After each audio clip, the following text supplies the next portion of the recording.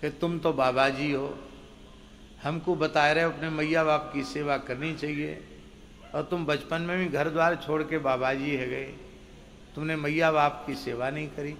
कोई सोच सकता है कि नहीं? कह सकता है, कहने पे किसी पर प्रतिबंध नहीं है। पुत्र किसको कहते हैं? बहुत ध्यान से ये बात समझनी चाहिए। पुत्र शब्द का अर्थ है नरक। पुत माने नरक और त्रा माने त्राण।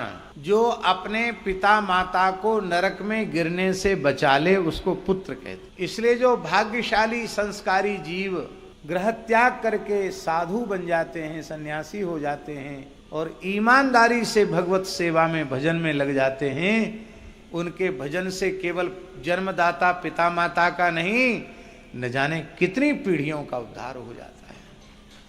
इसलिए वह भी माता पिता की सेवा ही है। लेकिन एक बात हम और अपनी ओर से बोल रहे हैं, किसी विरक्त साधु के जीवन में भी ऐसी परिस्थिति आ जाए कि उनके पिता माता की घोर उपेक्षा हो जाए और उनकी वृद्धावस्था में कोई सेवा करने वाला नहीं है, तो पुत्र चाहे जितना बड़ा विरक्त साधु महात्मा क्यों न हो, अपने पिता की अंतिम श्वास तक अत्यंत भावपूर्वक सेवा करनी। पिता माता की सेवा से कभी विमुख नहीं होना चाहिए, क्योंकि पिता माता से जिस शरीर से हम भगवत सेवा कर रहे हैं, दो चार भूले भटके माला फेर रहे हैं, वो शरीर पिता माता की कृपा से मातृ पितृ भक्ति की बड़ी महिमा है, उसका कभी त्याग नहीं करना चाहिए।